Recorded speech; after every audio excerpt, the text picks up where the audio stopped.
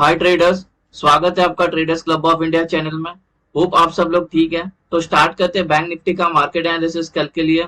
कल है 23 फरवरी। तो कल का हम pivot, non trading zone, neutral point, support and resistance, price action and OI data discuss करेंगे और हमारा कल का सेटअप बनाते हैं। और जहाँ पे ट्रेडिंग अपॉर्चुनिटी मिलेगी वो लेवल सारे मार्क करते हैं और वैसे अकॉर्डिंगली ट्रेड करते हैं। बैंक निफ्टी की बात करें तो 99 पॉइंट्स की गिरावट देखने मिली हमें। हालांकि ये सुबह तक गया था, 400 पॉइंट गिरावट हमें देखने मिली थी यहाँ से, जो सुबह गिरी थी वो, ठीक है। तो बाद में अच्छी खासी बाइंग आई और इसने ऑलमोस्ट अच्छा खासा रिकवर किया और 99 पॉइंट्स पे अभी जाके रुकी है, ठीक है। अच्छी खासी बाइंग आई है नीचे के लेवल से, तो नीचे अच्छे खासे बायर एक्टिवेट है। तो अभी कोई डरने की बात नहीं है। हमारा जैसे पहले ही बोला कि हमारा अभी अच्छा खासा बुलिश चल रहा है, इंट्राडे ट्रेंड भी और प्राइमरी ट्रेंड भी, ठीक है। तो सबसे पहले अगर कोई प्राइस एक्शन बेस्ड ट्रेड है तो उसको एक बार प्राइस एक्शन देख लेते हैं। तो गाइस ये हमारा कल का एक ट्रेंड लाइन है। इसको दो बार यहाँ से अपने को रिजेक्शन मिला है।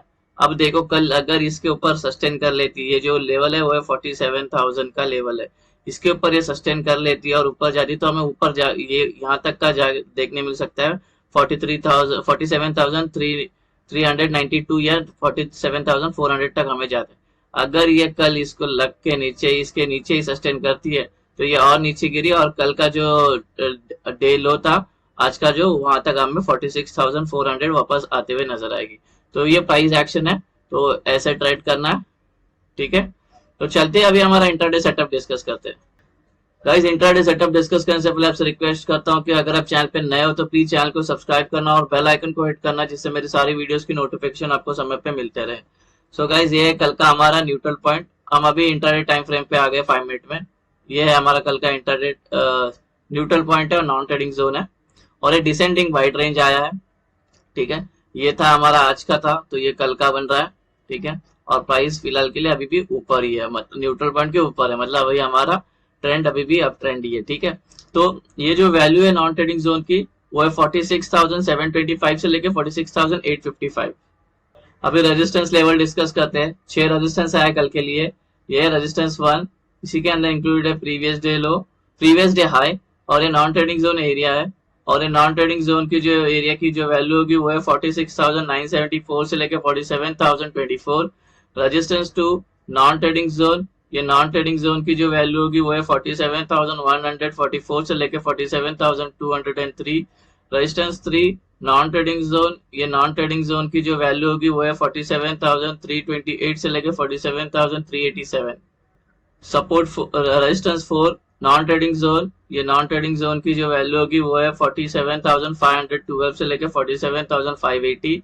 रेजिस्टेंस 5 नॉन ट्रेडिंग जोन, ये नॉन ट्रेडिंग जोन की जो वैल्यू होगी वो है 47,705 से लेके 47,765। आखिरी रेजिस्टेंस नॉन ट्रेडिंग जोन, ये नॉन ट्रेडिंग जोन की जो वैल्यू होगी वो है 47,921 से लेके 47,984। सपोर्ट लेवल डिस्कस करते हैं। ये सपोर्ट 1, ये नॉन ट्रेडिंग जोन है एरिया, और ये नॉन ट्रेडिंग जोन की एरिया की जो वैल्यू होगी वो है 46,556 से लेके 46,604। सपोर्ट 2 इसी के अंदर इंक्लूडेड है प्रीवियस डे लो, ये नॉन ट्रेडिंग जोन एरिया है, और ये नॉन ट्रेडिंग जोन एरिया की जो वैल्यू होगी वो है 46,404 से लेकर 46,457। सपोर्ट 3 नॉन ट्रेडिंग जोन, ये नॉन ट्रेडिंग जोन की जो वैल्यू होगी वो है 46,193 से लेकर 46,251। सपोर्ट 4 नॉन ट्रेडिंग जोन, ये नॉन ट्रेडिंग जोन की जो वैल्यू होगी वो है 45,977 से लेके 46,049। सपोर्ट 5 नॉन ट्रेडिंग जोन, ये नॉन ट्रेडिंग जोन की जो वैल्यू होगी वो है 45,789 से लेके 45,849। सपोर्ट 6 नॉन ट्रेडिंग जोन, ये नॉन ट्रेडिंग जोन की जो वैल्यू होगी वो है 45,595 से लेके 45,657। हमारा सपोर्ट रेजिस्टेंस और न्यूट्रल पॉइंट के रेंज डिस्कस हो गया। कोई रेंज आपको अगर समझ में नहीं आया तो वीडियो को पॉज करके वो रेंज देख लेना और अपने चार्ट पे प्लॉट कर लेना। अभी हम एंट्री और एग्जिट मार्क करते हैं, उससे पहले आपसे रिक्वेस्ट करना चाहता हूँ वीडियो को पूरा देखना, बीच में स्किप मत करना, नहीं तो सिर्फ आप रेंज लेके जाके चार्ट पे प्लॉट करोगे और उसके अकॉर्डिंगली ट्रेड करोगे। आपको proper price action, support resistance, neutral point, entry exit, open interest कुछ पता नहीं होगा तो आपको नुकसान हो सकता है। वैसे कोई टिप या कोई एडवाइजरी कॉल नहीं है और ना ही हम सेबी रजिस्टर्ड है, तो ये एजुकेशन पर्पस के लिए वीडियो, तो आप इसको एजुकेशन पर्पस के हिसाब से देखना। अगर ये सेटअप आपको ट्रेडिंग व्यूअर में यूज करना है तो इसको पहले आपको बैक टेस्ट करना, 200 ट्रेड इसको बैक टेस्ट करना, वो उसके बाद अपने इस सेटअप को आपके ट्रेडिंग बिहेवियर में यूज करने लेना। इससे रिलेटेड मैंने एक वीडियो बनाया जिसका नाम है ब्रह्मास्त्र स्ट्रैटेजी, वो वीडियो एक बार जरूर देख लेना। उसमें मैंने अपने 2 साल की बैक टेस्टिंग दिखाई है, उसमें सेफ एंट्री कैसे की जाती है, कितने कैंडल पे, और एग्रेसिव एंट्री कैसे की जाती है, और प्राइस एक्शन का क्या इंपॉर्टेंस है, जब ये प्राइस एक्शन और ये सेटअप, जब प्राइस एक्शन को कब इंपॉर्टेंस देना है इस सेटअप के साथ, वो सब मैंने उस वीडियो में डिस्कस किया है। तो वीडियो एक बार देख लोगे तो आपको ज्यादा हेल्प हो जाएगा, फिर आप इस वीडियो पे आओगे तो आपको एकदम इजी समझ में आएगा सब कुछ। कल की हमारी एंट्री और एग्जिट होगी। जब नॉन ट्रेडिंग जोन आपका मार्क हो जाएगा तो उसके अपर साइड में आपको ग्रीन एरोज मार्क करना है, उसके लोअर साइड में ऐसे रेड एरोज मार्क करना है, जिससे आपको एंट्री और एग्जिट आसानी से समझ में आए इनिशियल डेज में। उसके बाद नहीं मार्क करो तो भी चलेगा। ग्रीन का मतलब हमें बाय करना है, लॉन्ग होना है, रेड का मतलब हमें सेल करना है, शॉर्ट करना है। यहाँ तक सिंपल है। अब बात करते हैं फ्लैट ओपन की, ठीक है। तो अगर फ्लैट ओपन करते हैं हम लोग, फ्लैट मतलब आज जहाँ पे क्लोज किया अगर वहां पे ओपन होते हैं तो उसको फ्लैट ओपन बोलते हैं, ठीक है। तो सबसे पहली बात एक समझना कि ट्रेड में एंटर करने के 2 रूल है। इस सेटअप के अकॉर्डिंगली 2 रूल है। पहला रूल, प्राइस को नॉन ट्रेडिंग जोन में होना चाहिए। सेकेंड रूल, अगर प्राइस नॉन ट्रेडिंग जोन में है तो वो उसको 15 मिनट या 15 मिनट के ऊपर सस्टेन करनी चाहिए। उसके बाद वो जहां साइड का ब्रेकआउट करता है उस साइड का हम ट्रेड लेंगे। अब वो ब्रेकआउट में भी 2 चीज है, एक है सेफ एंट्री है और एक है एग्रेसिव एंट्री, ठीक है। तो आपको डिसाइड करना आपको बैक टेस्ट करके आपको कौन सी एंट्री जमती है, ठीक है। तो सेफ और एग्रेसिव एंट्री का मैं बाद में डिस्कस करता हूँ एंड में, जब नहीं तो अभी कंफ्यूजन हो जाएगा। पहले हम flat open gap up gap down कर लेते हैं। तो ये अगर ये फ्लैट ओपन होती है तो प्राइस को पहले हम नॉन ट्रेडिंग जोन में आने देंगे।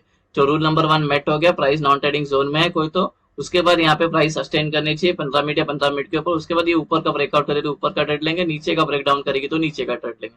सेम अगर ये यहाँ पे ओपन होने के बाद यहाँ पे आती है, यहाँ पे सस्टेन करती है और ऊपर का ब्रेकआउट करे फिर ऊपर का ट्रेड, नीचे का ब्रेकडाउन करेगा तो नीचे का ट्रेड। ये जो कंसोलिडेशन का जो टाइम पीरियड है 15 मिनट या 15 मिनट के ऊपर होना चाहिए।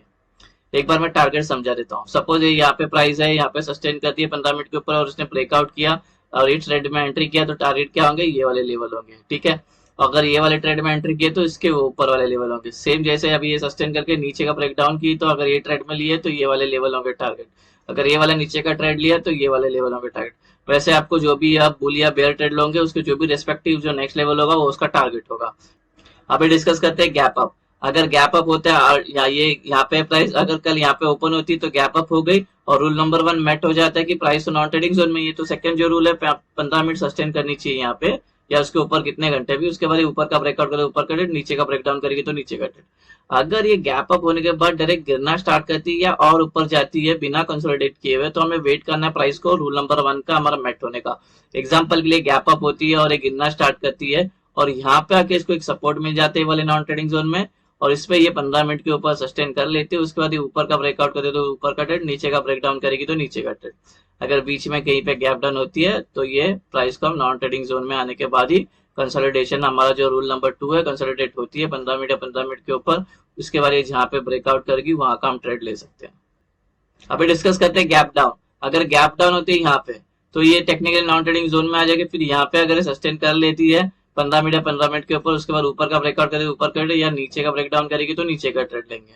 अगर ये गैप डाउन होने के बाद गिरना स्टार्ट करती है या और ऊपर जाती है जैसे गैप अप में डिस्कस किया था सेम इसको भी वैसे ही फॉलो करना है। सपोज ये गैप डाउन होती है और गिरना स्टार्ट करती है, ठीक है, और यहाँ पे आके इसको एक सपोर्ट मिल जाता है वाले नॉन ट्रेडिंग जोन में और ये 15 मिनट के ऊपर यहाँ पे सस्टेन कर लेती है। उसके बाद ऊपर का ब्रेकआउट करे ऊपर का ट्रेड, नीचे का ब्रेकडाउन करे तो नीचे का ट्रेड लेंगे। अगर गैप डाउन बीच में कहीं पे होती है तो पहले वेट करेंगे प्राइस का नॉन ट्रेडिंग जोन में आने का। उसके बाद यहाँ पे इसको सस्टेन करने देंगे 15 मिनट या 15 मिनट के ऊपर। उसके बाद ये जहां ब्रेकआउट करेगी वहां का हम ट्रेड ले सकते हैं। सो गाइज अभी एक बात बताता हूँ आपको एंट्री की। एग्जाम्पल के लिए ये यहाँ पे गैप डाउन हुई और यहाँ पे सस्टेन कर ली 15 मिनट के ऊपर और ये ब्रेकआउट किया, ठीक है। हाँ, तो जब आप ट्रेड में एंटर करो तो अभी सेफ एंट्री का मैं बता देता हूँ। सेफ एंट्री क्या होगी, इस 3 ग्रीन कैंडल बनेंगे, कंटिन्यू 3 ग्रीन कैंडल बननी चाहिए। अब वो कोई भी साइज में चलेगी। उसके बाद एंटर करके तो सेफ एंट्री होती है। और जो एग्रेसिव एंट्री है ये सस्टेन की, ब्रेकआउट की, अब ये कोई भी कैंडल होने दो, रेड होने दो या ग्रीन होने दो, लेकिन जो नेक्स्ट कैंडल होगी ना वो इसके ऊपर क्लोज होनी चाहिए थोड़ी सी और वो होनी चाहिए ग्रीन। उसको एग्रेसिव एंट्री बोलते हैं। उसके बाद हम ट्रेड ले सकते हैं तो हमारे ये वाले टारगेट में सेम नीचे के साइड में जब ये ब्रेक करेगी ये वाला कैंडल कोई भी हो चलेगा, दूसरी कैंडल जो क्लोज करेगी वो रेड होनी चाहिए इसके नीचे, ठीक है। फिर इसके बाद हम एंट्री लेंगे तो ये एग्रेसिव एंट्री हो जाएगी। ये हो गया हमारा गैप अप गैप डाउन और फ्लैट ओपन का डिस्कशन हो गया। अभी ओपन इंटरेस्ट का डेटा एनालिसिस करते हैं। जैसे कि आज एक्सपायरी थी निफ्टी और बैंक निफ्टी का इम्पैक्ट भी पड़ता है, तो वहां पे कोई अच्छा खासा बिल्डअप हुआ नहीं है, वहां पे सब सिंगल डिजिट पे कॉल राइटर्स और पुट राइटर्स। तो सबसे ज्यादा जिस स्ट्राइक प्राइस पे कॉल बिल्डअप हुआ है और पुट बिल्डअप हुआ, उसका as a support and resistance मैंने एवरेज का जो एवरेज निकल के आ रहा है वो मैंने रेजिस्टेंस और सपोर्ट ले लिया है, तो वो मैं डायरेक्ट मार्क करते हैं और उस पर अपन डिस्कस करते हैं। अभी ये सपोज ये अगर ये ऊपर अप ट्रेंड चल रही है, तो ऊपर जो हमें दिक्कत देगा वो है 47,400 हमें जो रेजिस्टेंस लेवल का काम करेगी, बिकॉज यहाँ पे जो कॉल राइटर्स है उसके ऊपर इंटरेस्ट सबसे ज्यादा यहाँ पे है स्ट्राइक प्राइस पे, और यहाँ पे होंगे सेलर एक्टिव, इसको लग के प्राइस नीचे जा सकती है, ट्रेंड चेंज हो सकती है 47,400। अगर गाइस डाउन ट्रेंड चल रही है तो हमें जो दिक्कत देगा नीचे, मतलब सपोर्ट करेगा, वो है 46,500 हमें सपोर्ट कर सकता है, इसको लग के प्राइस ऊपर जा सकती है, बिकॉज यहाँ पे जो पुट राइटर्स है उसके ओपन इंटरेस्ट सबसे ज्यादा यहाँ पे है, यहाँ पे होंगे बायर्स एक्टिव, ठीक है, उसको लग के प्राइस ऊपर जा सकती है, ट्रेंड चेंज हो सकता है। तो अभी मैंने जैसे बताया था, अब इधर हमारी जो एंट्री बनेगी वो सेफ वाली एंट्री होगी, क्योंकि यहाँ पे सस्टेन करके ब्रेकआउट करेगी ना, ब्रेक डाउन करेगी, तो 3 ग्रीन कैंडल बननी चाहिए, समझ, तभी एंट्री लेना। एक कैंडल पे तो एंट्री मत लेना, घूम के फिर से ऊपर आएगी और अपना एसएल काटने का काम करेगी, तो सेफ वाला एंट्री इधर लेना। अगर सपोज आपने किया भी है तो ये वाले तक की टारगेट लेना, ठीक है। तो गाइस ये बन गया 46,500 हमारा बन गया, ये हमारा सपोर्ट है। बात करते हैं पुट कॉल रेशियो की। पुट कॉल रेशियो हो गया 0.9, कल ये कितना था 0.7 था, तो 0.2% की हमें आज तेजी देखने मिली है पुट कॉल रेशियो में, ठीक है। हालांकि 0.9 भी इंडिकेट करता है बेयरिशनेस को, मतलब थोड़ा सा बेरिश है डेटा, ठीक है। तो ये अभी चल रहा है हमारा पीसीआर। तो गाइज ये बन गया हमारा कल का इंटरडे सेटअप बैंक निफ्टी का। होप आपको ये सेटअप पसंद आया तो वीडियो को लाइक शेयर और सब्सक्राइब करना। मिलते हैं नेक्स्ट वीडियो में, till then thank you very much for watching, have a great day, bye bye.